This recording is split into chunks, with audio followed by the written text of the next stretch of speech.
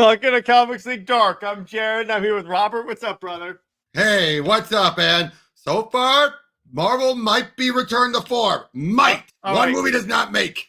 Let's do it. All right, so we're talking about the Thunderbolts. And real quick, I'm just going to start off by saying this. This is the best Marvel movie in a long time. A long ass time, like, yes. I love this significantly more than I did Cap.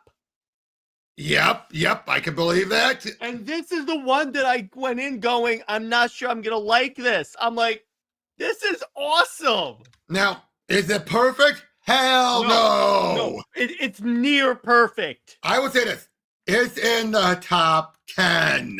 Oh, yeah. Oh, absolutely. I won't say top 5. It has not earned that accolade. Can we agree to that? No, it hasn't, but it's in the top something. Let me put it that way. So let's start with this. So Thunderbolts. So the way they play it off in the movie is the more modern take on the Thunderbolts, which is Marvel's Suicide Squad. For the most part, but in this case, though, there's a difference. There's a difference. There is one element from the original Thunderbolts, though. Go ahead. They're not working for anyone. Yeah, in this, literally the team is just a team of circumstances. Like, they happen to be set the same. Okay, so.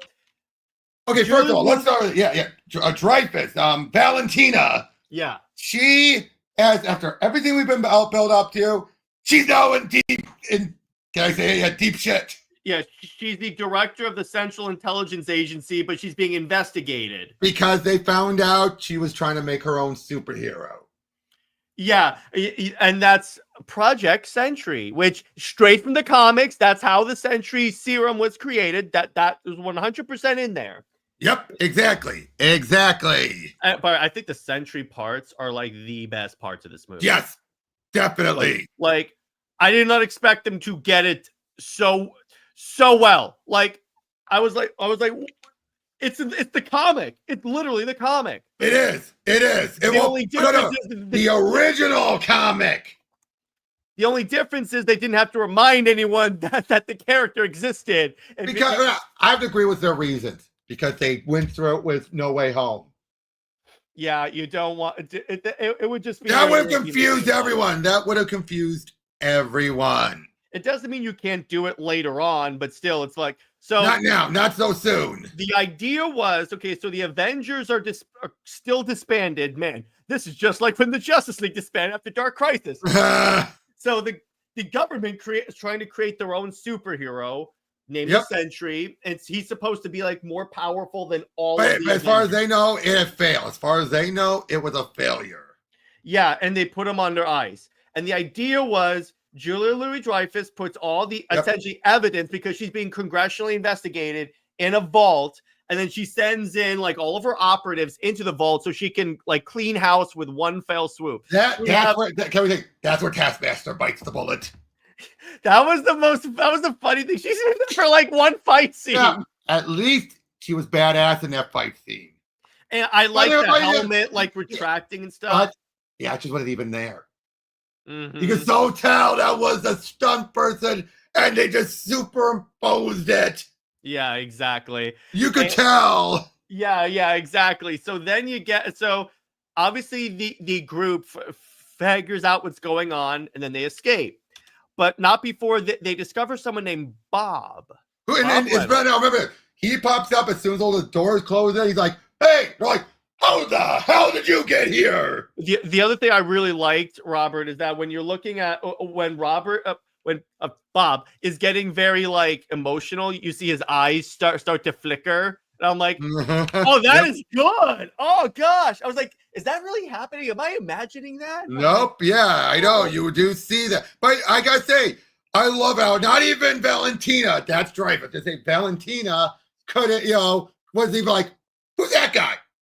Who the heck is that guy? Yeah, because remember, she just... They were all failures. Bob was a failure. Yeah. So you find out in this best way. So they try to escape. Yes, and thank you, Troy Barton. Yes, I love the Thunderbolts too. So you find out. So the guards show up and they just light up Bob like full auto. Before we get to that, Yeah. We have to build up the characters first that they're trying to escape. And first of all, Yelena, she is sleepwalking through her life. She is just like, she has the skills, but she has no drive. So that's why she's just like,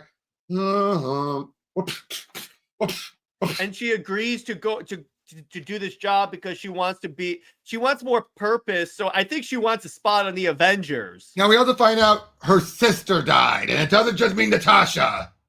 Yeah.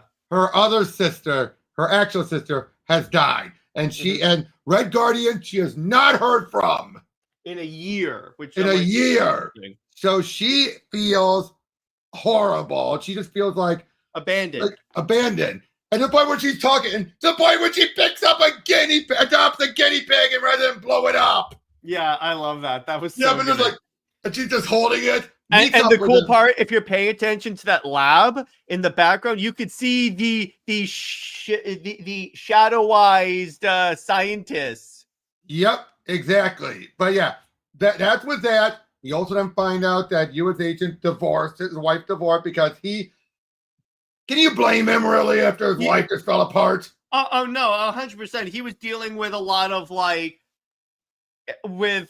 the humiliation of what happened to him in Falcon and the Winter Soldier, because his life just fell apart, and people are writing articles about him calling it the fall of Captain America. Yeah, he should be upset. Yeah, but he overdid it. Can we be honest? He overdid it. Oh yeah, he definitely overdid it. But yeah, because what? I'm watching the kid, and when the kid is like, "Give me attention, Daddy." Hang on.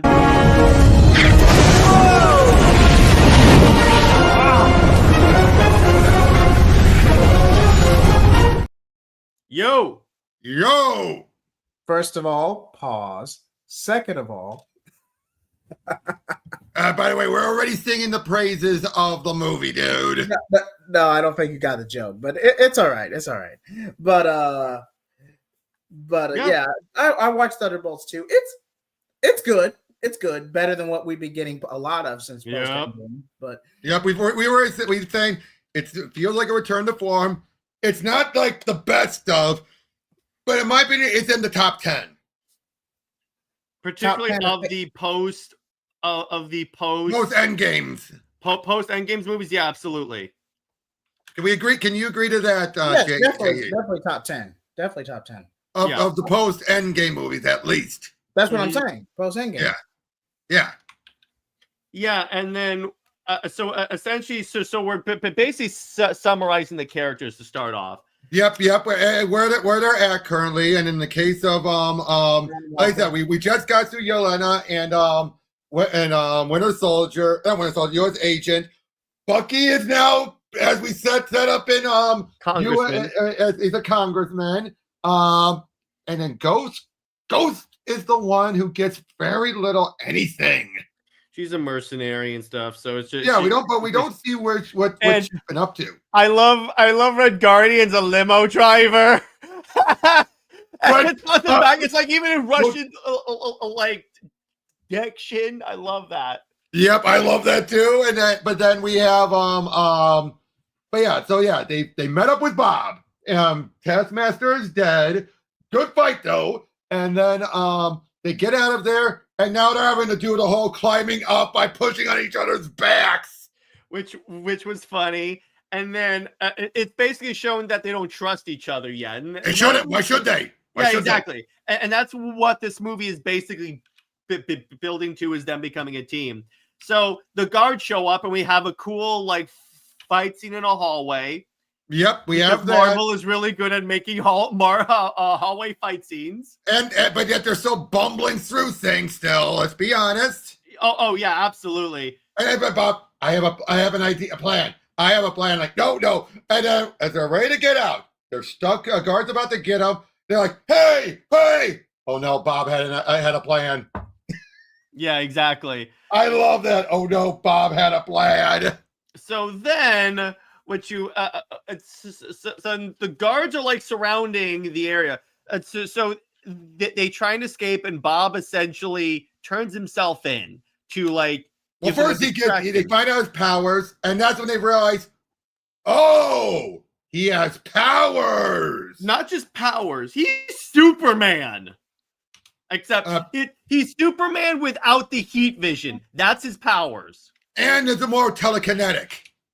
Yeah, exactly. It's like he is shot up with like full auto M4s. Yep. Stands right back up. And then he just takes off into the sky. And then obviously he falls into like the ground and stuff. And then I love where Walker, Yelena, and Ghost are walking through the desert. They just see the limo. Red Guardian's like, I came to rescue you. Oh no! Before that, he's like, he hears the horn. She's like, oh no! I love it. She's just like, don't let him see me. Don't let him see me. She acts like a kid. I love how Yelena acts like a kid. Mm-hmm. That works. So, also we did set up people who touch Bob get these horrid visions. It's essentially they see like their worst moments, kind of. It's essentially like that. Yeah. So wait. So JJheat, what have you thought about where we've been up to so far? With what we're just talking about. What was your thoughts? Yelena, I mean, kind of feels stagnant since Black Widow, but the actress is great at what she's given. She's just not given a whole lot. US Agent, I don't like the actor who plays US Agent solely because US Agent is supposed to be Marvel's Guy Gardner, just a pompous blowhard.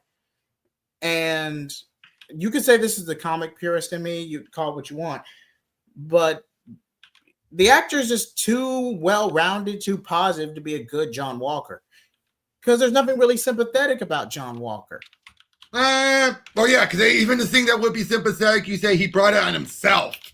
Exactly. Come on, we all know you love it when Cap was a Hydra agent. You joke about that now, but when you see, Dr. Superior Iron Man mask cosplaying as Dr. Doom and Hydra Cap and Doomsday, don't come crying to me. Because they're that desperate. Oh my god! So you know what someone did? So they took the scene of you remember in Toy Story when they're going up the elevator shaft with Buzz? Yeah. Someone's taking that, and it's like John Walker and Thunderbolts, and the toys are hanging onto the rope.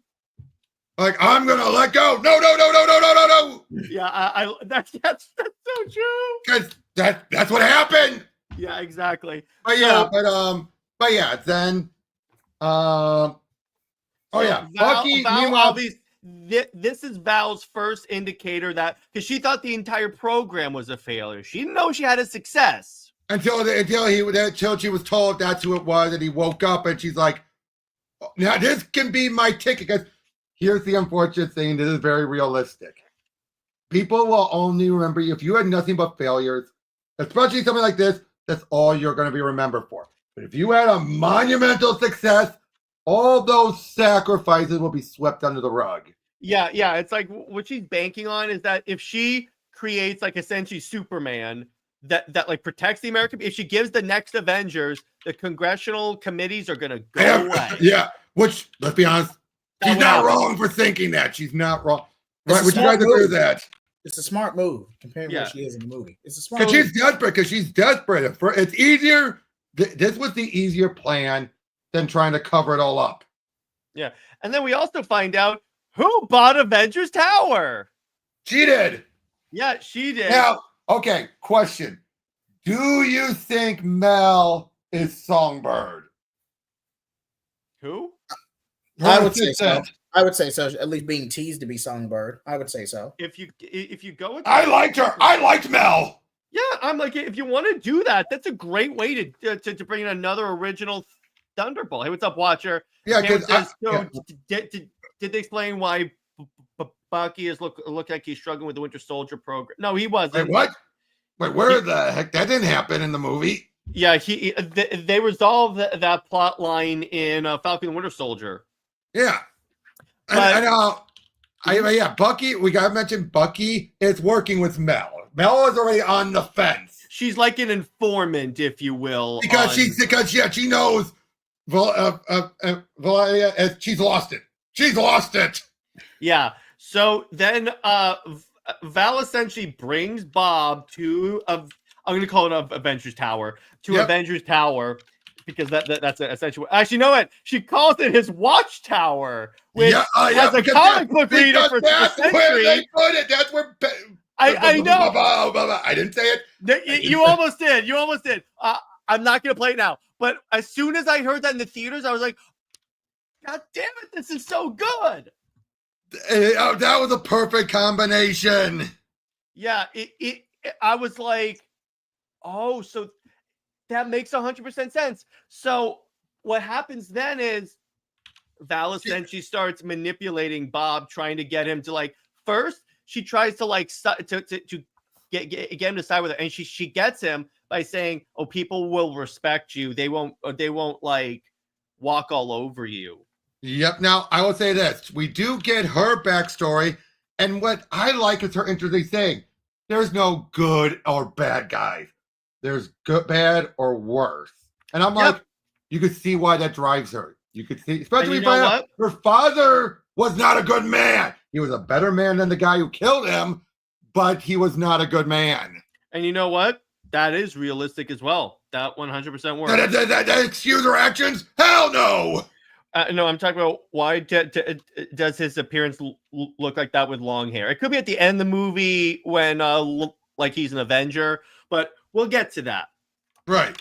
So Bob essentially sides with her. So I like where so now Bucky saves them and then captures them, and I love it. Yeah, and they're like, yeah, oh no, and then I love it. They're trying to tell me like, right, Bob, the Sentry program. Then you hear them from Mel like. Project Century. What's his name? Some guy. Bob.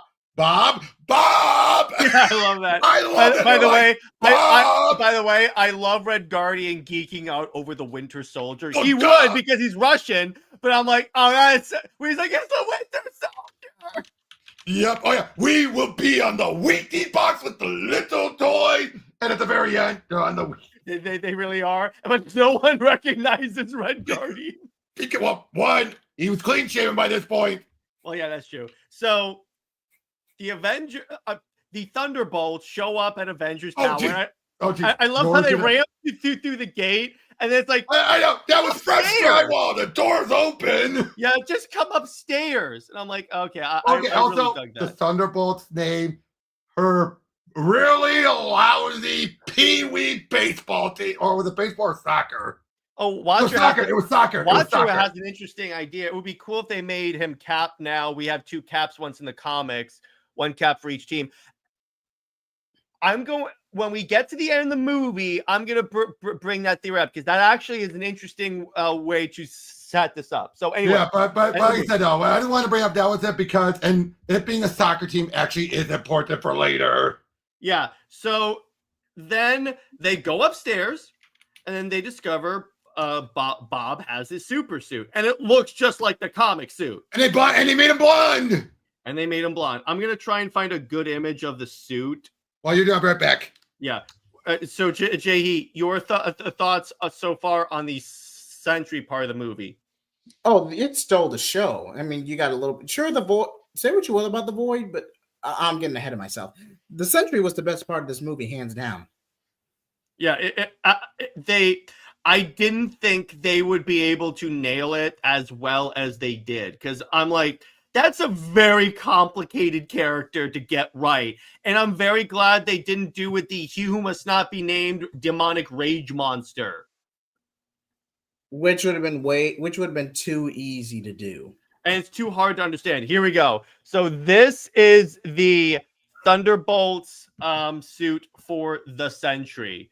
And a little over detailed in places, but it gets the comic aesthetic just right. It looks right, and it has the S the S belt and everything. So yep. Then Mel just Val just sicks the Sentry on the Thunderbolts, and it's like what would happen if the non-powered Avengers went up against Superman. It's literally that. They just get their ass handed to them. Standing there as they're attacking him. And I'm like, oh, that's dope. But then, finish it. Why? They're no threat to me. Yeah, because I told you to. Why should I listen to you? He started talking like Homelander. because that's the thing. He was a druggie. You gotta remember that about him. Mm-hmm. And what I love about Sentry, it's not just his good side that gained powers, his bad side did too. Because he had DID before he took the serum, right? Yeah, I believe so. Yeah, because of all the drugs. Yeah, so it was a drug-induced one. It was a drug-induced one. In the comics, I believe, I'm not sure if this was a retcon by Hugh Must Not Be Named, but in the comics, he got the powers because he snuck into a secret lab looking for a drug hit. He took the formula, and then that's how he got his power. I believe so. Yes. Yeah, I want to say that was Voldemort. Yeah. So we'll go with that. So and they did that, but they didn't do that. The way that they did here is that he volunteered for the experiments because he needed. I think it was like they would make him stronger. Yeah. Basically, he was taking him by the hype just so he can get more drugs. So this is where you get the suicides. This is where you really get the Suicide Squad analogy, where there's a kill switch in his head. Yeah, because of course there is. Yeah, of course. But well, yeah. All it did was shut Bob down, but and then the Void. No, I love the way they did the Void. His whole body just turns completely black, and then his eyes are the only light. The Superman glowing red eyes. It's essentially that. It is literally essentially that. And I'm watching this, and I'm like, that is legit terrifying. And then you even see the people on the street. It's like, what? And I'm like, now then you have the most shoehorn moment. Even though I loved it, the talk between Red Guardian and Yelena, and I loved it. But boy, was it shoehorned. It does come in out of nowhere. Well, no, it's more the length of it that really, and that's when we find out why were you goalie? Because I couldn't run. Well, that too, but because you said you wanted to basically be the one to make up for anyone's mistakes. Not to mention they were a foster family while undercover. Yelena was the youngest, probably no more than about 4 or 5 at the time. Yeah. So I doubt she barely even remembers that time she was in California. Like, she barely remembers it. Exactly. Yeah, exactly. So then the Void attacks. It's not even the Sentry now. It is the Void. Start smashing things down. Bring it down, and everyone comes into the rescue. They've already went their separate ways, but now they're all coming to help because, like, hey, we may be jerks, but we're not going to let innocents die. Yeah, exactly. And then, so the way that the Void kills people in this. He didn't so much kill them so much as imprison them. Yeah, you think he killed them. Well, I didn't think so when they did it to a kid. The moment with a kid, you're like, they're going to be fine. Yeah, the point is, because this is Disney we're talking about. They're not that cutthroat. Now, 90s Disney? That was a whole different ball game. Anyway. So they essentially, it looks like they killed him, and the creative team behind the movie was very clear. It was inspired by like the people and that one particular person, the silhouette, the shadow from that one individual who died during Hiroshima that left an imprint. Yeah, it's essentially that, and I'm like, there were some people that didn't like that, but I'm like, okay, that movies take stuff from real life all the time. Yeah, exactly. Yeah, but there is a tact way to go about it. Yeah, but I thought they did it fine. I thought it made sense here. Yeah, me too. So then, Yelena kind of puts it together, and she goes into the nightmare, and all it is Bob sticks you in a loop of all of your worst experiences. Fears, exactly. Regret, and with hers, it's that she was forced as a Black Widow in training to kill her best friend. Or was it her best friend or just a friend? A friend or someone like that. So we'll just say that. Yeah. So she's just replaying that over and over and over again.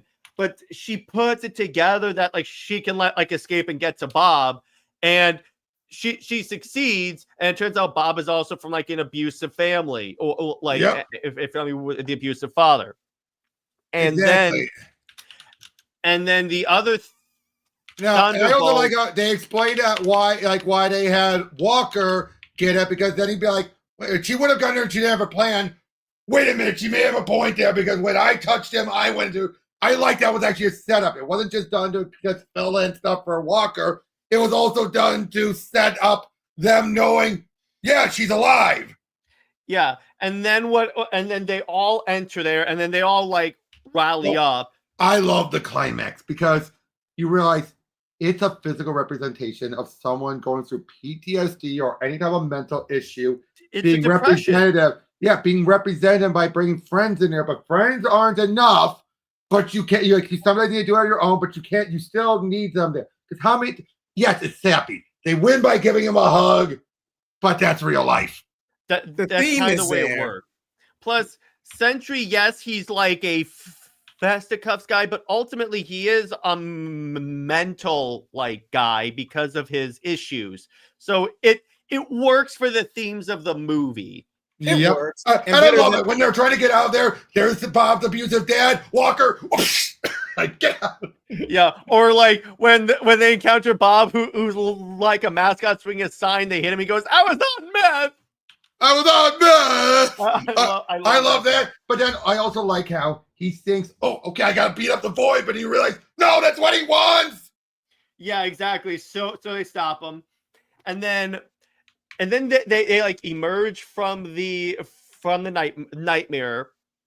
We will talk about the issues in a second, watchers. Give us a second. So then let's see what else. But then they're ready to go beat up Val. And then she pulls an Amanda Waller, really. That's what she is in this movie. That's why I say Suicide She is definitely Squad. the Amanda Waller. She is definitely the Amanda Waller. No doubt about it. She has all of them follow her in front of the press, and then she announces them as the new Avengers. Which I'm like, oh, that's an interesting way to do it. And then you realize, oh, that's the asterisk. No, yeah, and if you notice on the posters, they started removing the Thunderbolts and putting new Avengers. Yep. I wonder how many movie theaters had to keep their mouth shut about that. Mm-hmm. I will say it does allow the movie to break away from being Marvel's Suicide Squad. Just go ahead and rebrand them as the new Avengers. But can you imagine the Suicide Squad becomes the new Justice League? They actually did do that one time. Oh God. Oh, you mean in Rebirth? Yeah, I remember what you're talking about. It was a good story, but so and then the ending is kind of like a montage of stuff. Yep. Oh yeah. But then the credits. The credits spoil the post credits. How? The music. Right before the last credits. Let's talk about the actual like post credit scenes. So first off, we see again Red Guardian in a food store. Someone's buying a Wheaties box and doesn't recognize him. So that's kind of funny. The next one's the actual one, which I believe is the longest post credit scene in MCU history. And written by the writer of the movie, but directed by the Russos. Well, that makes sense for what happens in this. First off, everyone has Avengers suits. I like Walker has a beret instead of a helmet, like Captain America. I love that. That looks so good. But we also find out that Sam is wanting to sue them. And I love it. Like, did you talk to him? I tried. It ended badly. And I'm just like, oh, I'm curious how that went. Civil War 2. I am curious on how the talk went. Because you think Bucky would be able to convince Sam. I think that like Sam was probably against, because you know the government, right? Yeah, you know Val is most likely like pulling the string secretly or something like that. Yep. But of course, even though I bet you Bucky tried to tell him, no, if we could just, and she's under us, she cannot. We are holding her by the leash now. Yeah, I love Yelena leans in and goes, "We own you." Because they could just drop the bomb at any time. She just gave them the keys to her life. Yeah, it's one of the things I love. I love Bucky's new costume. All of them get like cool new Avengers things. So then they you find out there's like something going on in space. Okay, that was the one line from Walker I did not like, how he was that stupid. Mm-hmm. We got a space crisis. What do you mean we have all the space we need? Outer space. I'm like, come on, Walker. He's not that dumb. It's like you should know this. Yeah, that bothered me. That it's like, okay, there. I don't like when you have to undermine a character for the sake of a joke. Yeah, exactly. It's all James Gunn does. So then, I'm just kidding. So then they get a signal. The satellite zooms in, and then you see a rocket. The rocket rotates, and you just see the 4. And that's what the spoiler was. Yeah, because in the actual like credits of the you movie, see the Fantastic Four scene. which that's like you can't avoid that because they have to because it's a post-credit scene. That's you gotta acknowledge, but at the same time, though, it still felt like, oh, maybe what they could have done is put that post-credit scene first. Now, there's also the case of, I will give Red Guardian props. He was trying to think of where the Avengers, but I'm like, one letter does not avoid the problem. No, because the way copyright I think works is that is that if it's conceivable that someone would get confused, that's when the issue arises. Exactly. So it's like one letter. I mean, I get it. He's Russian. That sometimes something like that would be enough. It's like if I try to copyright Superman but put an @ sign or put the man. Super Duper Man. Yeah, exactly. That would still cause confusion. Yeah, Super Duper Man is like, no. Ultraman, you might actually have a good, you can make a case. Of course, DC owns the copyright, the trademark for that, so. Yeah, exactly. But, so that's Thunderbolts. And okay, again, let's give JJheat a chance to talk about his opinion. Okay. JJheat, go ahead. What did you think of the movie overall? It's definitely an improvement from what we've gotten. Mm-hmm. And yeah, I'm not a big fan of the whole New Avengers thing, but it makes for good drama to hold us over until Doomsday. But I just remains to be seen because this could have been a fluke because this is arguably the best movie we've seen in years. Since No Way Home, I'd say. Mm-hmm. Would you agree with that, JJheat?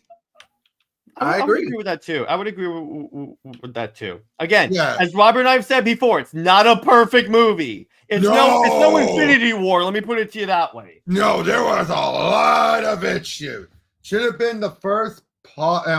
Should have been the first pause for film instead. Wait, what? Who said that? The first Phase 4 film. You know what? I'm not going to argue for that, but I think here's the thing, though. We needed them to begin the ground and realize we cannot just rely on people guaranteeing putting their butts in the seat. Can we agree to that? That's what they were relying on for too long. They relied too long on Marvel.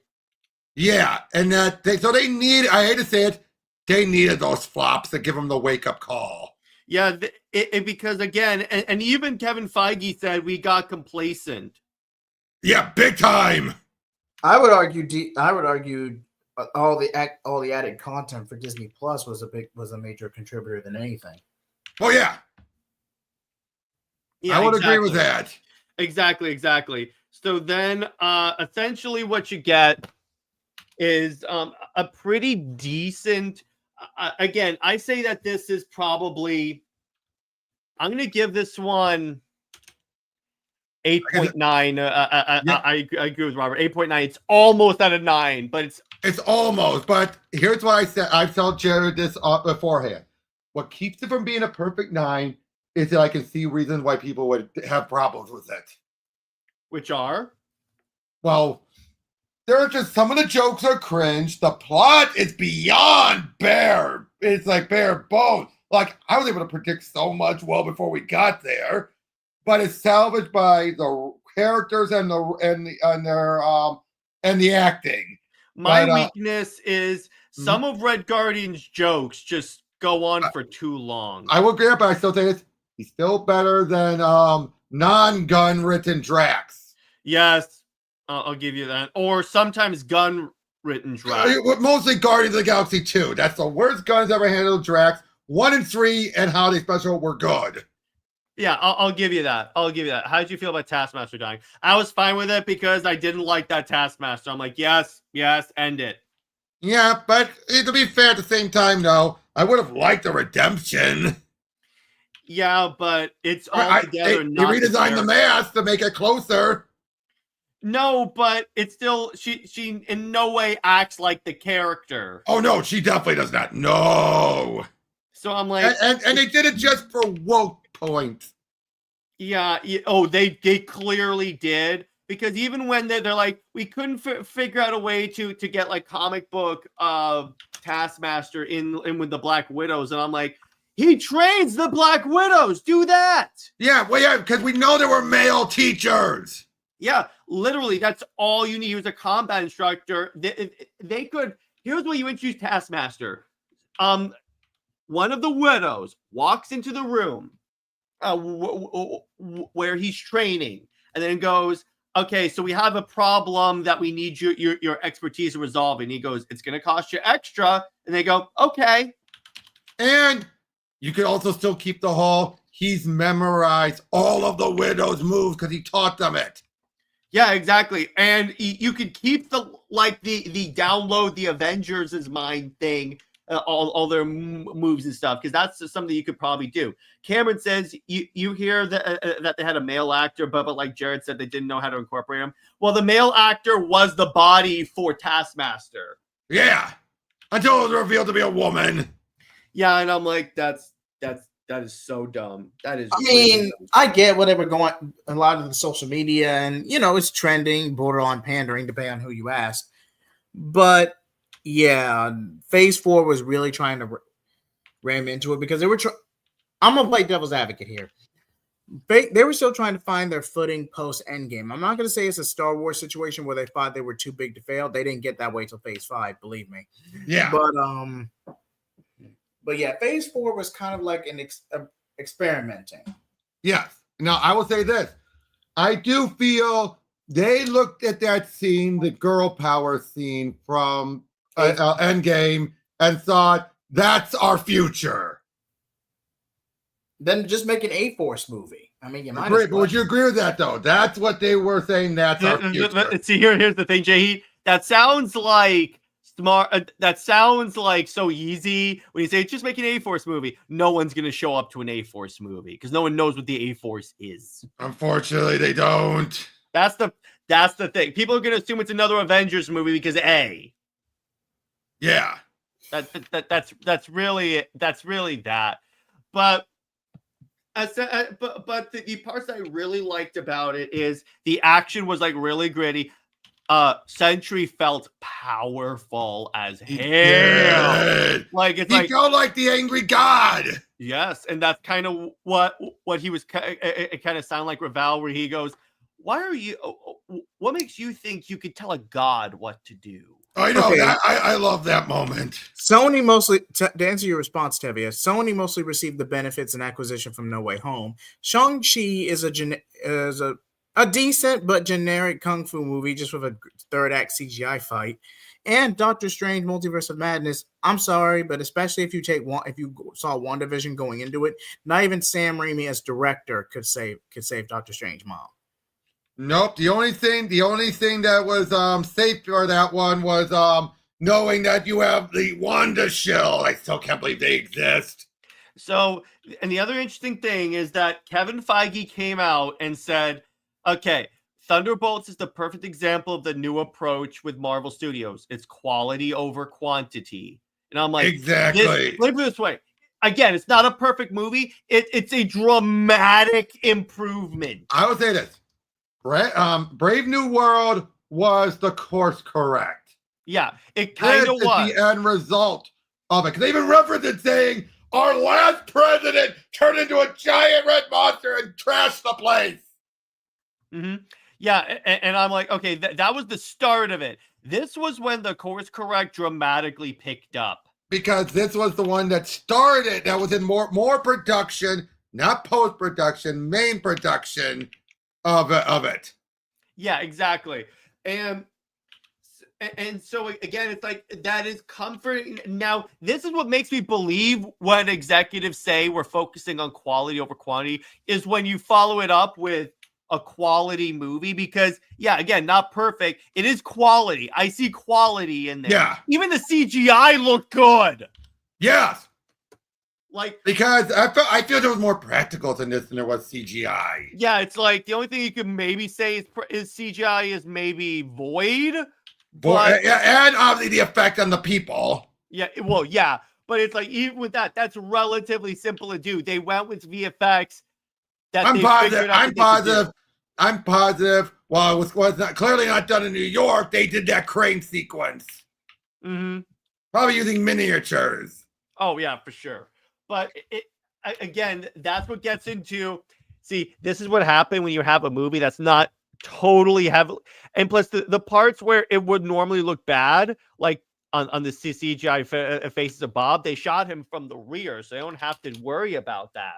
Yep, like I said, the only bit of questionable CGI was the super laying of Taskmaster's actress onto the clear stunt double.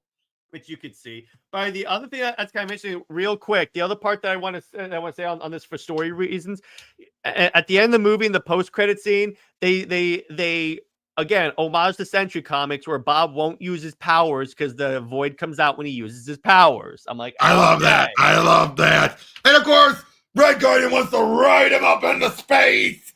Yeah, which, okay, here's the interesting thing. And I thought about this when I was driving home from the theater. So he's going to be in Doomsday. We're going to see Doctor Doom versus the Sentry. Oh. I just realized that. And I'm like, oh. If this is beyond her power, Doom, I'm sorry, Sentry doesn't stand a chance. It's going to be a fun fight, though, either way. But I'm like, oh. Unless he's the sacrificial lamb. Unless they're going to King in Black him. Which they might do that, and he'll go, I've done a lot of bad stuff. Let me do some good, and then he sacrificed himself. Wait, didn't Sentry get shelved a few years ago in the main comics? Well, what happened was... Okay, I can explain it. Go ahead. First, Jeff Lemire brought him back, and he was told, I get to write him. But as soon as Lemire was done, they killed him off in King in Black, where he was ripped in half like he did the Carnage. And then they decided, let's give the power to a bunch of individuals, including a woman in a wheelchair. Mm-hmm. Wait, so if the woman in the wheelchair has powers but she's still in the wheelchair, then why does she need the wheelchair if she already has powers? Because that would make her able, and they can't ever be a disabled woman in a wheelchair if she's now suddenly abled. Mm-hmm. I'm not making it up. And by that logic, Oracle's able. It's because they have her keeping his Batgirl and Oracle. They make her do both. That's true, but dude, I'm not kidding. No, that was unfortunately the problem. They wanted to still keep her in the wheelchair and yet have the Sentry's power. So you have a moment of her just sitting there, arms on the chair, still in the outfit, eyes going, and the chair flies with her. What? So she's Professor X with a rocket boost? Pretty much. She's Yoda meets R2D2. but yeah, so that's what they did with the character, which I'm like, it makes me think maybe they could use this maybe because this movie's doing so well, maybe in the future Marvel will say put him back. Oh, I'm positive. Because they haven't done anything with her since that mini. Yeah, I'm like, where? And that was years ago. Yeah, I'm like, when have you think she would show up in any of the big events Marvel did recently? How would you guys rank Sentry, Supes, Omni-Man, Homelander? I'd add Apollo to that list. What I said on the earlier show today is I said Superman's number 1, Sentry is number 2, followed closely by Omni-Man. I think Omni-Man and Sentry are around that, but Sentry's depends on whether just edging out. What about Supreme? I have of the ones I've read. I haven't read options that the Watcher gives. Homelander goes to the absolute bottom. I would say though, Supreme would be right. I'd say tied with Sentry. I'd say they'd be tied. No, Sentry. I mean, Supreme would be above Sentry because he's basically Marvel's Ultraman. Okay. But without being a druggie, or any of that stuff. Mm-hmm. So, and because if you've seen him in Exiles, if you ever read Exiles, oh Lord, is he terrifying. Sentry debuted In Squadron Supreme with the other Squadron Supreme characters. He did. Sentry. No, Sentry was in 2000 something ish, and yeah, the whole joke was, oh, he was a character Stan Lee created but kept in the drawer. Yeah. I mean, it is kind of cool how they tried to bring a little bit of the story into real life by saying, "Oh yeah, it's a character everyone forgot about." Yeah, but again, they couldn't do it actually. But I think that worked out for the best. I think that would have been way too complicated. All right. Robert, real quick, explain to the audience the Paul Jenkins origin for Sentry. You mean the real world one, right? No, both. Let's do both. Okay, the real world one was they wanted to create a character and they decided to come up with a crazy backstory claiming, oh, Stanley created it but forgot about it, and we just dusted it off and just adapted what he did. What in story, the whole thing is he's a guy, did drugs, but when we saw him, he was this great hero. Everyone loved him. Hulk, he was one of the few people who could calm the Hulk down. Apparently, he was one of the few people Rogue could have sex with and not be affected. That was one of the dumbest retcons. And among other things, everyone adored him. But then eventually, it's because of the Void, he was too dangerous. So he asked Reed and Doctor Strange to just wipe him from existence, his memory from existence, including his own. Yeah, it's like because whenever he would do great, he would use his powers and do good. The Void would come out and essentially undo it. Exactly. So that's kind of where where that comes from. Exactly. A Homelander is definitely a wimp. Yeah, exactly. Oh yeah. Hey, the only reason why he seems so powerful is because he's a small fish in a puddle. And he's he's a big fish in a puddle. And he uses a lot of fear. That's the thing. And I'm like, yeah. If the other soups actually united against Homelander, which they're probably going to do in the new season, they would so defeat him. Agreed. But would you agree with the analogy? He's a big fish in a puddle. Yeah, exactly. I would say so. I would definitely say so. Who's your boy? Who's your favorite? I don't want to get into the boys. Yeah, we're not. We're talking about Thunderbolts. How do you feel about he must not be named Sentry? Okay, I don't like that. I don't like he turns into a demon monster to attack the Avengers. I hated that. Or where he's being manipulated by Norman Osborn. I will say, I do like how you've been. Almost said it. I caught myself.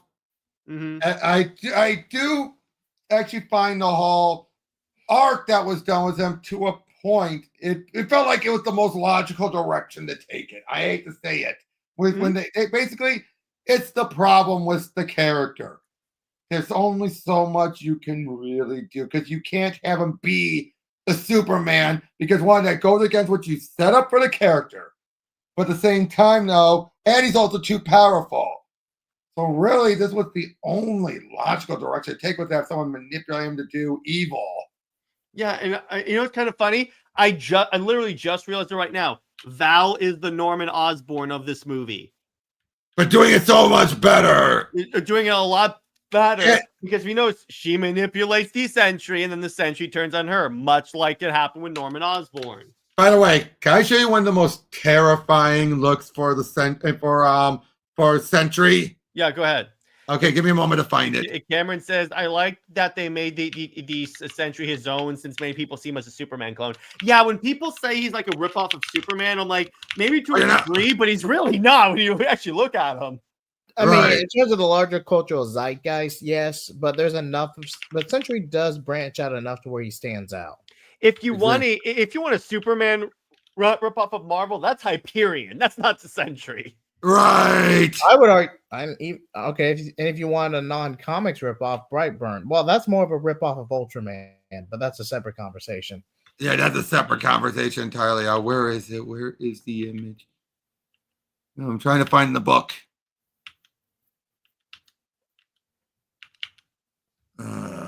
It's from What If.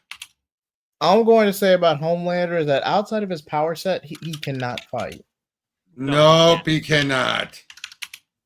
Yeah, exactly. But again, it's like it really again surprised me how well they got the Sentry and how like 100% like true to the character they got the Sentry in that. I was like, Agreed. oh wow. I am still impressed by that. I am still So, by impressed. JJheat, before we move on to our other topics, how do you rate the Thunderbolts out of 10? An 8.5. Okay, that's good. Around what we gave it. Do you think Sentry destroy Homelander in 2 seconds? Not in 2 seconds, but I do think he would destroy Homelander. Yep. It's not a contest. I'm not gonna say Sentry will body Homelander. Homelander will get. I'm not gonna say that, but it'd be a decent fight. Yeah, it would. That'd be cool. So let's transition to our next topics. I'll find the image and show it to you guys. I'll find it. Musician. All right, Peacemaker, Matt Reeves, or Batfleck? Let's get Peacemaker out the way. All right, so Peacemaker trailer came out. Now, here's the thing. While it's repeating a lot of the stuff that I didn't like about Peacemaker Season 1, the reason I want to talk about this. Okay, when James Gunn said that he would explain the transition from the different continuities, if what he's setting up in this actually happens, I'm like, okay, this is actually a great way to do it. The way they do it, so as you guys remember in Peacemaker Season 1, Peacemaker's father has like this pocket universe, like armory that has doors that lead to different realities. The way it's set up is that the beginning of the show takes place in the DCEU. Yep. He goes through the door, kills the other Peacemaker, and takes his place in the DCU. Yep. And because we see there are subtle differences, like what's her name? Gunn's wife. Harcourt. Yeah. She's definitely more extreme. Aggressive. And I'm like, oh. The rest of it, I'm like, it's just more Peacemaker. But when I saw more of it, I'm like, okay, that's interesting. Wait, when did Watcher, he's not going to do a crisis. He's not going to do a crisis of 2 Earths. Why would he do that? Wait, what were you asking? JJheat? Yeah, go ahead. I was just saying, when was it Morbin time? Because I heard Morbin. Wait, what? We didn't say that. I didn't say it. And Watcher, he's not setting up a crisis on 2 Earths. Why would he do a crisis movie? That's not what the movie is. That's not what the ending is. Crisis on 2 Earths is literally just Justice League versus the Crime Syndicate. Pretty much. So how would you be able to set that up? Yeah, he's not doing that. But so the thing that so I think that's actually really cool. And plus, even on the wall, you can see like newspaper like reports that like this Peacemaker teamed up with his father. Yep. So you can kind of, and then the other part that I'm actually interested to check out is Rick Flag Sr. is the director of Argus. Now I'm wondering, in this universe, was Amanda Waller ever the director of Argus? In other words, did that part of Peacemaker Season 1 happen, or is it just like he was always the director? I think he was always the director. I do like, does he know about me killing his son? Oh, yeah. Which I'm interested. That got me interested. That was like, okay, I'll check it out. I'll definitely check it out. Agreed. I did like that part of Creature Commandos a little bit. I did dig that. Agreed. I mean, yeah. I mean, I'm curious. I am again. It's gonna be more of like the gun humor that I really hate. Okay, here's what I didn't like. I would say what I didn't like. Can I give one bit I didn't like? Oh, by the way, Watcher, no. It's DCEU Peacemaker crossing over through the door and killing the DCU Peacemaker and taking his place. Which is, it's easy to do. They're pretty much no different. He's just going to get some. You know what the thing that makes it work the most is, in universe, I'm positive people will just accept him screwing up facts. They'll just be like, typical Peacemaker. Yeah, they're like, it's typical. No, it's not the same thing. You said the other way, but anyway. But would you give it a like they're going to be expecting him to flub things, details up in universe. Now let me say this: the part I didn't like, because this is taking place after Superman. Yep. the Green Lantern is still in the crappy suit. Mhm. And then he has Hawkgirl talk about her ass. I get what they're saying, It's the joke of you say dumb things when the mic is off. but still, I'm just like, oh my god. Now dude. at least she's not like. I think when you and I once talked, you said she was a kid. It's like, I don't think she is. She looks like a kid. The other thing is, But the actor is just young. I don't buy his brother as Maxwell Lord yet. I'm willing to wait and see because I've said before this is definitely the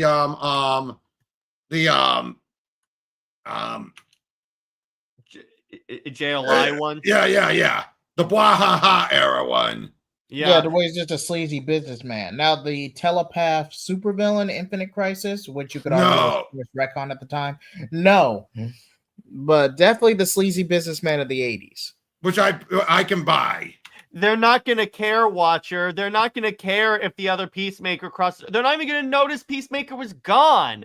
They're not setting up a Crisis on Two Earths movie. No, they're not. He's just taking over. And like I said, they're just going to any flub up. They're going to just say he's the typical dummy. And the DC EU characters probably don't even remember Peacemaker. Yeah, as the bell.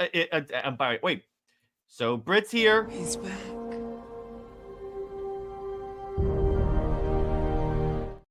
Wait, I found the image. Yeah. Let's see. I was wondering which Max this was going to be, since Mason mostly knows the many. Mostly from thankfully, Wonder Woman 84 was just one movie. That's not enough to establish something for the character yet. Yeah, but here's the thing. When people think of Wonder Woman, there's a reason why people think Maxwell Lord is the Wonder Woman villain. Because she's the only one. He's the only one she's actually killed. At least No. He's not. But everyone knows the image of her snapping his neck. Right. By the way, here's the most intimidating. Oh, that is terrifying. Oh my god. And look what he does to Emma. Oh god. This is from the What If 200.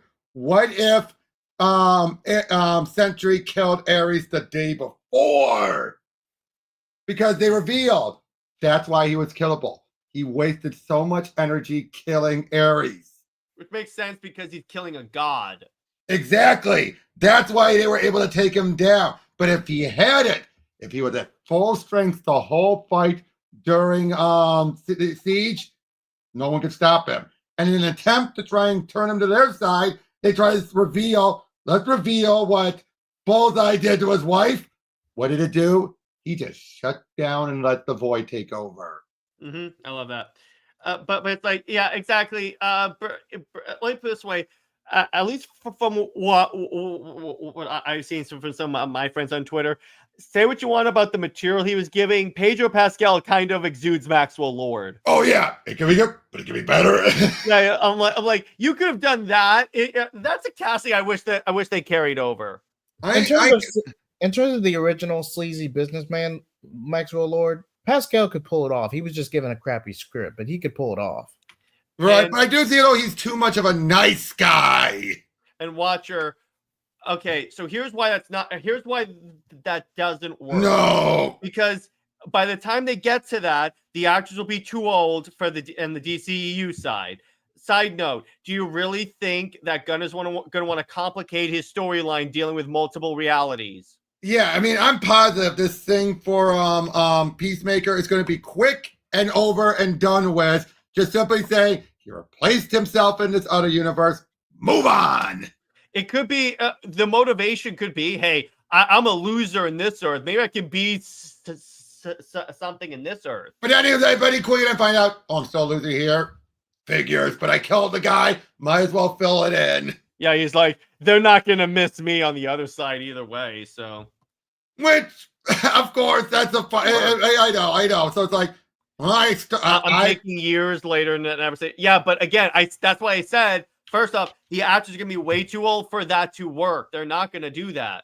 I mean, they were already on the older side as it is. It wasn't meant to be a long term. Let me put it this way: the only Justice League movie that we would get with the original actors, if they all came back, would be Zack Snyder's Justice League 2 to end the story. But even then, more likely animated because so they No, get but I'm their saying voices. in the event that we got all of them back for one more movie. That's true. That's true. No, I will say this. No. Here's the thing, Cameron. I am going to give Gunn credit. This establishes that the Snyderverse is not erased. Nope. Not in any way gotten rid of. All it is he just steps over to a different Earth.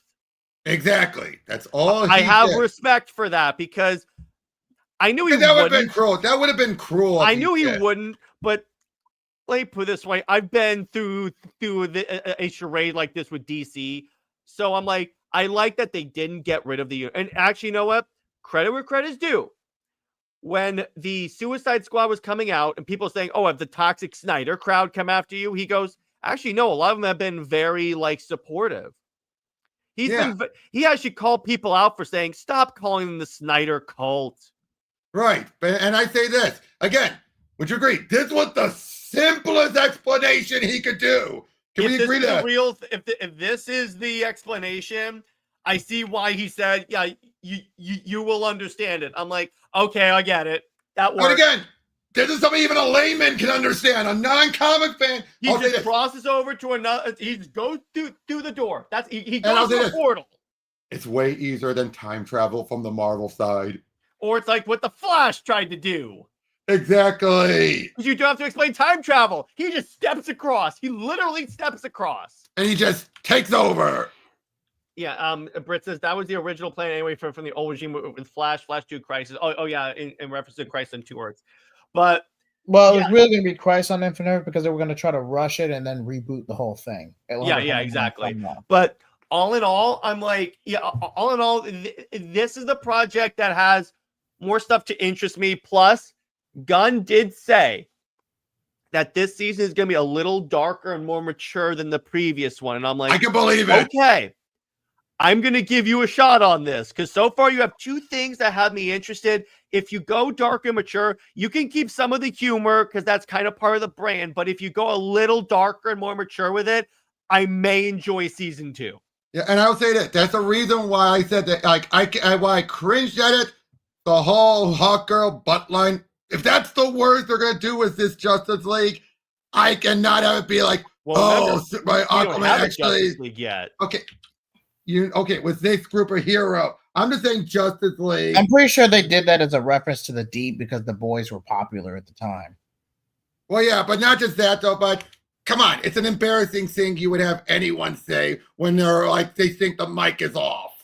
Well, by mature, Cameron, I mean less cringy humor. Yeah, not edgy. Let's make that because if he goes for more of like it's still bloody and gory, maybe a little less sex and a little bit less on the cringy humor, this could actually be really cool. Can I tell you this? You know, one actor or one character from the original season, I wouldn't mind finding they using this as an excuse to bring back the female cop that ended up becoming the main host for the main villain. I liked her. It was a shame when she got taken over. I don't know how much of the previous thing is canon, though. That's the thing. That's what I'm saying. It could be an excuse to bring that actress back. True. That is because true. I forgot her name now, but I like that actress. That actress, you just felt like, oh, I wanted to hang out more. As soon as the boss goes into her mouth, you're like, butterfly went in her mouth, you're like, ah! Yeah, I'll give you that. So all in all, this actually has me a little interested. So next we have 2 Batman theories. You want to talk about Batfleck or Matt Reeves? I'll talk about Matt Reeves. Can I give my own thoughts on it first? Go ahead. Cosmic Book News made a perfect point. This whole source people are saying about Matt Reeves, that he might be not directing, the exact same lack of him being attached to the first movie when they did a similar publication from the same publication was done years ago. It's history repeating itself, and people are just latching on. No one remembers that. They're latching on. I am grateful Cosmic Book News was able to point that out. The way I'm approaching this is unless Matt Reeves himself comes out and says, I've stepped back because of family issues or something like that. Or health issues. He's not going to the DCU Watcher. He's not going to the DCU. I know people, especially with the rise of James Gunn's Superman. I know people are clamoring for a world's finest movie, but it's just not going to happen. At least not with Pattinson. No, that ain't happening. No, they're definitely not going to do that. And what I mean, Insurgent, is that if in like the next year they decide, oh, hey, let's bring them back to like complete. If like Superman does well, and they decide, okay, let's also invest in Elseworlds. Hey, Zach, come back and finish your movie. We'll give you a budget to do it. Or if you guys want to do it, it'll have to be animated, and then you're good to go. You can bring back the exact same voice, the exact same cast, but they'll voice it. There you go. You're done. Yep. And if there are some people are problematic, we'll just simply, it'd be easier to just replace them with a sound alike than anything. Yeah, there you go. You're done. That's the easiest. But anyway, so yeah, I would say I wouldn't say Tevye it's wrong. I'd say just wait and see, because this has happened before with the first movie. Unless Matt Reeves himself comes out and says I'm done, then I wouldn't believe it. Yep. And who created it? Park Place, and I do not trust Park Place. Yeah, exactly. So they are one of those news sites that will just spin anything for clout and grift. Mm-hmm. Can we agree to that? Yeah, exactly. So now we're gonna go to Batfleck. So here's the thing about Batfleck. Two things. Number one, again, it's like people asked him, "Oh, is there a chance that you could come out of come back as Batman?" He goes, "Yeah, anything's possible." He did say that, but I also know how quick he said it. Yeah, combined with, okay, so my friend Cecil Abdul conducted an interview with a leaker that was talking about, like, okay, so when he did the cameos for Aquaman and the Flash and stuff, he was actually coming back, and they were going to do the Batfleck movie as a series. What happened is Toby Emmerich, for Perpetual Stick in the Mud, had said you can come back, but without Zack Snyder. So Ben left. So that was from years ago, not years ago. No, it's not now. It was from years ago, back when they did the Aquaman thing. Okay, and yet people were taking that as recent. Well, WB. No. They were taking the Batman saying Affleck saying anything could happen as I could come back. Yeah. So that's kind of what I would go with that. But that's the thing. And I'm like, again, this is why I loathe Warner Brothers. So I'm like, that's it. That was your one issue, which also communicates to me that if Ben that if Zach did come back and said, hey, we'll complete the story in some way, Ben would come back. Possibly. Most likely for a voice role, but I'm just saying he would come back to some capacity. Yeah. So I'm like, that is a terrific, that's good news at least. At least we know where Ben stands. What do you think, JJheat? I agree as well. It's just a lot of misinformation going around. A lot of misinformation. Oh, sorry. Mm-hmm. And unless we get official statements from Matt Reeves itself, take these with a grain of salt. Oh, well, that's Matt Reeves. We're talking about the Ben Affleck one. Also, hang on. Breaking news: Disney's Snow White will be re-releasing in theaters domestically this weekend. What? They're re-releasing that crapshoot. What? Yeah. It's Morbin time. Rachel Ziegler edition. Yeah. Exactly. Yeah. Why would you want to bring the movie that made you decide to drop doing more of the Indies remakes? Prop the numbers. I have no idea. It's not going to do any good. It's not going to do any good. Yeah, exactly. I'm like, what do you think is going to happen? I mean, you got two cringe movies, both made by Disney and Sony, and both glorified turds. And Amber Heard was not involved in either of them. I think it would feel like it's a safe shot. Yeah, exactly. Snow Wimp, watcher. That's a good one. So really, I'm like, that's an interesting way to go with it. But let's do a little Q&A, and then we'll wrap up. So let's do that. All right. By the way, Op4 says, if the Snyderverse does come back, would you want multiple? No, what? No, it has to be just standalone. Justice League. Just Justice League. Just give me has to be a wrap-up. If you want to do the other movie, do them as comic books. Yeah, one movie. Do not push your luck. This is why I keep telling people: quit trying to push your luck. Yes, there's a and do not try and shoot for the moon, shoot for the stratosphere. Now, could we get one live action and like Man of Steel 2 is animated? That's but most likely we're only going to get Justice League Part 2 to wrap up the story. Yeah, keep it to one. Do not expect it to be both 2 and 3. Because I've seen people saying they want all that entire slate back, and I'm like, that's no. That is asking for the solar system. The actors don't even have the time to commit to that. You get my analogies, right? Like that's asking for the solar system. Let them forget the moon. Yeah. It's like some things I think we will get as anime movies, like that Slade Wilson movie. I think we could eventually get that. Yeah, but did Knights and Dragons sell well with Deathstroke? That anime? No, that wasn't. Well, that was first. Wasn't that first a web series first? That then came out. Yes, on CW Seed. On CW. Yeah, and it was so good. Oh my god, that was an interesting movie. I will give it that. We may have to review that for movie night one day. You know what? Screw it. That's movie night tomorrow. Instead of no, we're gonna do War World tomorrow. And then next week we're doing Batman versus Two-Face. I've been wanting to get to that. Okay. And then JJheat, what's your pick? That's what I meant. Wait, what? Wait, is it my pick the week after? Or is it Teladia's pick? No. Jared Teladia is taking this week. Is not doing this week. Jared's doing War World, a film for that. Then I'm afterwards. Okay, then my pick will be Knights and Dragons. I'll go ahead and claim it. Thank you. I appreciate that, JJheat. I really want to talk about that movie. Yeah, I'm sorry. I wasn't going to waste mine when I want to really get the versus Two-Face.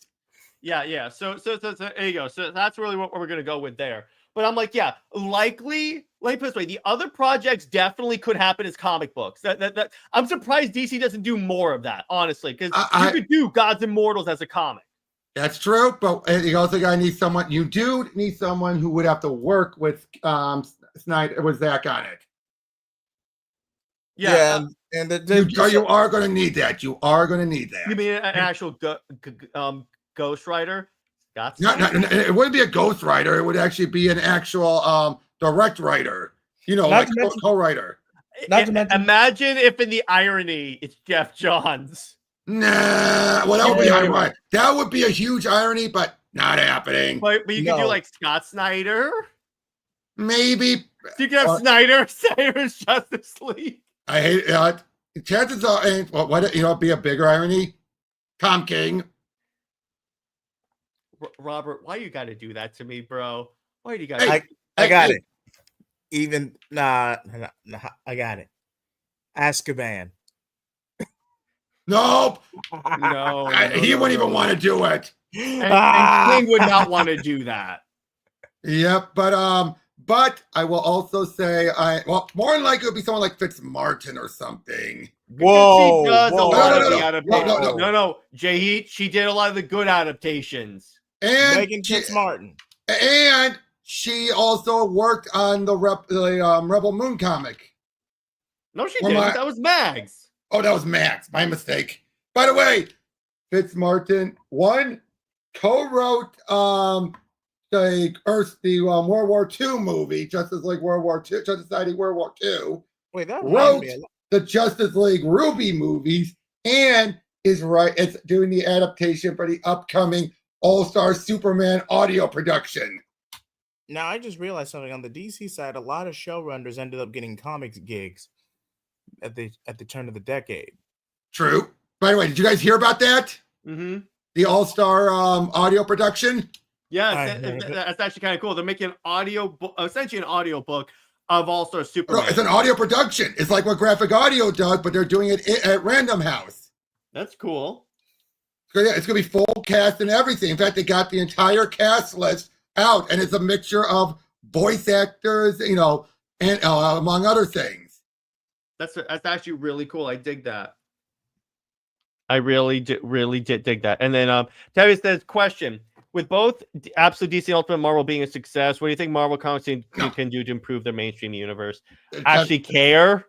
Yeah, but Tevia, that's not going to happen. They're that arrogant. They're that egotistical. And unfortunately, they have the guaranteed sales that they know they can be to keep All themselves this, afloat. there's a reason why they can keep doing all this. Marvel get away Zombies, with it. ladies and gentlemen, Marvel Zombies. They'll just pick up the books no matter what. The Buy minute buy their Red, sales even start if the to book hit, is dead. the minute the sales start to slip, which is probably never going to happen, particularly with Spider-Man, because we know you're asking about Spider-Man, it wouldn't work. It wouldn't happen. It wouldn't. It's unfortunate. Like, But you do that. DC is more likely to make a decision based on that, but they haven't because they're still thinking absolute brand, which I'm like, Exactly. no, of the two, DC is the most likely to do that, though. Okay, but here's you know what the other advantage is, and this is what my LCS owner told me. Marvel is so divided into fightdoms where people just buy the specific books, like they buy just X-Men, they buy just Spider-Man, and Ultimate has done nothing to increase the broadband. Those who are buying Ultimate are just buying the Ultimate, whereas DC, when they get something big, it trickles down because unlike Marvel, when people buy specifically one book or whatever, on average, at DC, you're likely to get someone who is buying if they're buying Flash, they're also buying Green Lantern or Batman and all that. So Absolute has helped the whole brand. Yeah, exactly. Unlike Ultimate. And Ultimate I'm like, has not had that. I am so happy this worked because I was a little bit concerned when they announced the Absolute Universe. I was like, oh God. And random, there have been a few, granted, in comics, there have been a lot more Elseworld stories that have treated Wonder Woman terribly. Injustice. But there have been some that have treated her pretty well, though. Most, I hate to say it, not the ones that had her in the title, but when she was in other, like Justice League book, then yes. I've told you about Amazonia. Well, here's the thing. That's why I titled my review of Justice League when I was talking about Wonder Woman in the Batman Ninja 2. I was like, she was respected in a Batman movie. Yep. That's the biggest surprise. Watcher says, "How do you guys feel about Marvel rebooting the comics? They're not going to reboot the comics. No, if they didn't do it with Hickman's Secret Wars, they were never going to do it ever. Plus, Marvel is actually Marvel prides themselves on that. Yeah, they don't do the type of reboots that you're talking about. They don't do hard reboots. They don't do crises. They do soft reboots or retcons. Yeah, they'll change some stuff. They'll relaunch a title like Tic Tacs, but a full reboot is not. It's just not going to happen. And by Cameron, yeah, synergy in the case of the Thunderbolts, like we said earlier, might be a good thing because then we'll get actual Sentry back. Which I hope they do, but I'm not banking on it. It's Marvel, so I'm like, if this were DC, I would say probably, but if it's Marvel, I'm like, It's besides, we've already seen, and I will say this. Can I give it one of the few cases where I will side on Brevoort to a point? Oh boy. To a point. Mm-hmm. His statement on Marvel Rivals. I do not agree with what is it, but I get why he said it. He doesn't want a game that they have no direct creative control over, dictating things for them. But you could take some principles from it, like make the characters drawn attractively. Oh, I would agree with that, but for example, he should not have to introduce Galactica into the main Marvel comics and not just some non-canon thing because she's big. Yeah, I wouldn't do that. No, exactly. That's where he's half right. I'll say he's half right. Yeah, that's what I meant. He's half right in that regard. I don't like how he says it's everyone just cares about the gameplay, not the characters. Like, no, it's the characters. But I also get why he doesn't want it to dictate, like, we got to get, because here's the other thing. By the time they get the book out, for all they know, it could bomb. And they can't do it preemptively because the character might end up tanking in the game. Yeah. Tevia says, speaking of Absolute DC, what's your opinion on the new issue of Green Lantern? I haven't read Absolute Green Lantern issue 2 yet. Oh, I have, and it's interesting where they're going. Yeah, and then Watcher says, I said, how would you feel if they did one? No one said they were. A reboot. I still would say no, because that's part of like Marvel's competitive advantage, that they have that rolling time scale. I don't really want them to. Exactly. I mean, like I said, that is something they have prided themselves. And like I said, their best opportunity was Hickman's Secret Wars. Can we agree to that? That was their best opportunity. And this is what I tell people. Because I've had Marvel fans say that like DC should look more like Marvel, No.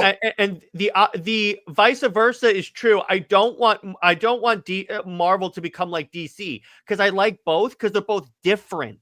And that's the whole point of a competition and being competitive and everything. You're not like the other guy. Yeah, that's the thing. Because again, it's like then you might as well have like Marvel have all gods because of DC clearly weighing in on Greek mythology. That was one of the downsides with the Dio, is that he tried to add too much Marvelness to it, and that's when we got stuff like Identity Crisis. Mm-hmm. And while it did help in many regards in the short term, in the long term, way more harm than good. And what's interesting, speaking of Tom King, and he has said in interviews that he's a Marvel writer that writes for DC, which makes sense. There's plenty of writers like that, yeah. Yeah, because when you look at the characters that he has done, I won't say well, but better, it's the street levels. Yep, and like I said, there's been other writers who are like that. There's nothing wrong with that. There's nothing wrong with someone totally bringing a Marvel element or style to DC. And it's kind of funny because Hickman is like the DC writer that writes for Marvel, because I so would love him to come to DC and write anything. I would buy it. Oh, exactly. And he's the writer where it's like, just tell me what you're doing. I will tell him to put on my pull list. But then you have people who are only a DC writer and everything, and that's like Jeff Johns. Yeah. I mean, he has written some Marvel, but that was just to get himself started. Let's be honest, that was just to get himself started. Once he was at DC, he was locked in until he left. Yeah, and Watcher, where are those reboot rumors coming from? I just want to say that I never buy it. I cannot believe that. I cannot buy that. You guys are in charge of the comics division. I would fire all the editors and hire new editors. The editors aren't doing their job. Okay. I do not believe a purge of editorial is the smartest, because it's like when people said, fire everyone, writers, everyone. You're not going to be look good, and no one's going to want to work to you if you're good for you if you do that. No one. The only one you'll be having working for you are your friends that you're going to be putting in those positions. Mm-hmm.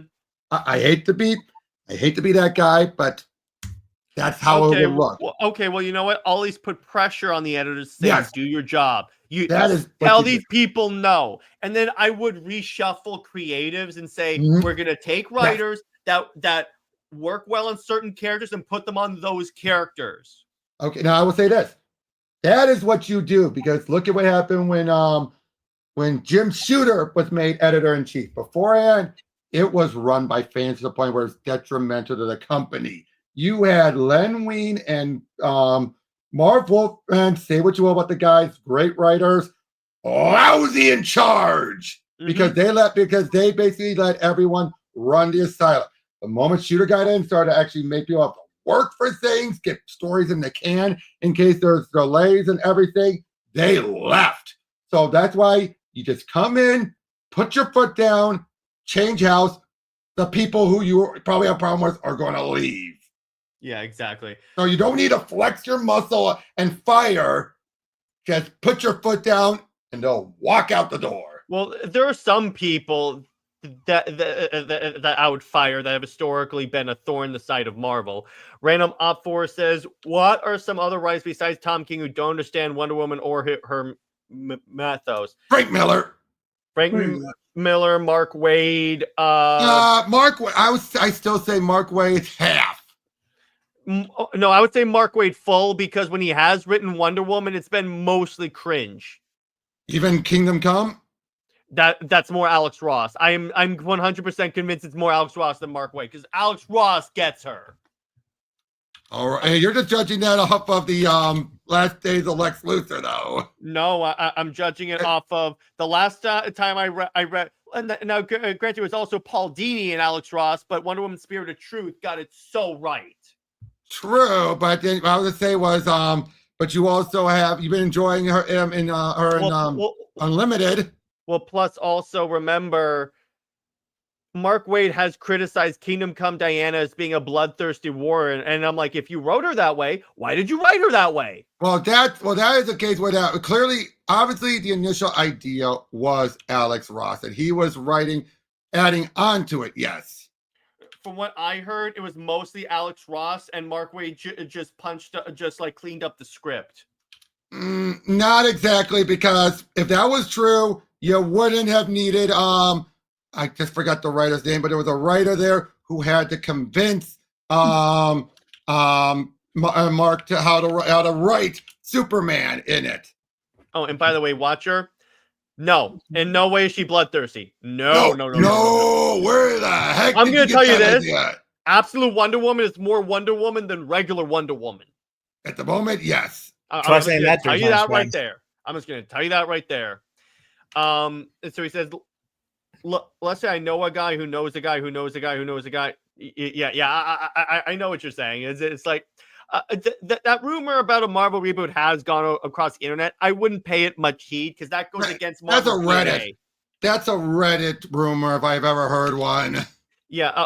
Wade is only attacking. Is only saying that because he got attacked by antis. Oh, okay. New question: what writers do you think don't understand Superman? Oh God, that's a good question. That's a tough one. Azzarello? Yes.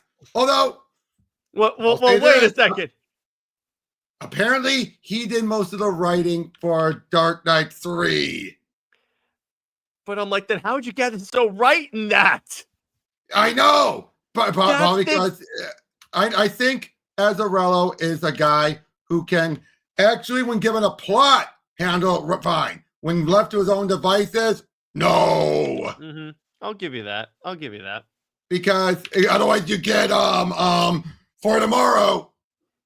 Which I don't think is that bad. It's just like because I enjoy darker stories, but still it's like Oh, he put too much emphasis on the alien. He put too much. Well, it gets really long too. I'm like, pick it up and watch it. I haven't read DC Sonic. Have any of you read Yes, DC Sonic? yes. I have. I've been enjoying it. The ones that really got me happy, they reference an very obscure Mark Waid bit of Flash meeting in the Speed Force some electric XP of Sonic. I just forgot what the guy's name was, but they reference it, and he sings like, "Wait, is that you? No, I'm Sonic." It's like, holy crap! Ian Flynn even looks into that. That's interesting. So I'm like, okay, that's very cool. It's just, Come on, you have Darkseid as the main villain trying to gather the Chaos Emeralds. What's not to love? Because and again, it's like I'm not that big of a Sonic fan, so I didn't really feel a pull. Fair enough. If it's in trade, I'll check it out. Yeah, I'm not saying it's a must read, but it's a fun read. That's what I will say. Would you agree with that, JJheat? I would agree. I'm enjoying DC versus DC X Sonic for what it is. Yeah. Do you know what I'm definitely going to read? Just the Godzilla 2. That I'm reading. Hey, it is a good time to be a fan of licensed books. Oh, yeah. We have been eating good the past few years. NJ said Mark Waid should stay away from Wonder Woman and her character, particularly because of that Cheetah part, where like Diana goes, Cheetah's not capable of doing all this. I'm like, oh, come on, dude. It sounds like you're having Wonder Woman diss on Cheetah. Wait a minute. Which part? Oh. Yeah, okay. So I'm like, that's why I'm like, when a short of Justice League, that's the one good example. I'll give you that. But even then again, she's not like the main character of that. So he doesn't really. He doesn't focus on her that much. So that's probably why it's not as noticeable. Perhaps when he notices on her, it gets a little bit like, oh God, come on, just stop. But all right, so I think that's a good place to leave it. So Robert, where can we find you? What have you got coming on your channel? You can check down the link below. I still do Pro Teachers Noobs. Been having a good time there, and I'm heading where Karen and I just released a video today going over the good Trinity Maxi series. And I'm coming out of my 550th, well, I'll be going over Mouse. Heck yeah. And by the way, NJ has a good advice. If you don't know how to write these characters, don't use them. I agree. But JJheat, Oh. how about you? Sorry, I have one thing. Yeah. You know what Mark Waid said about writing Wonder Woman? Superman's the heavy hitter, but in the field, Wonder Woman's the general and is the one who calls the shots. I can buy that. That works. Wisdom of Athena. Yep, that's why I say I can buy it. Yeah, he said basically Superman and Wonder Woman are the co-lead of his Justice League book, and that's one of the reasons why I picked up religiously, because I'm like, at least it's kind of funny, in literally every book except for the main Wonder Woman book, there are good Wonder Woman stuff in there. Mm-hmm. And by Watcher, I appreciate that man. It's all love to you as well. JJheat, how about you? As for me, you can find me at JJheat Plays or JJheat75. I'm on the road to 300 subscribers.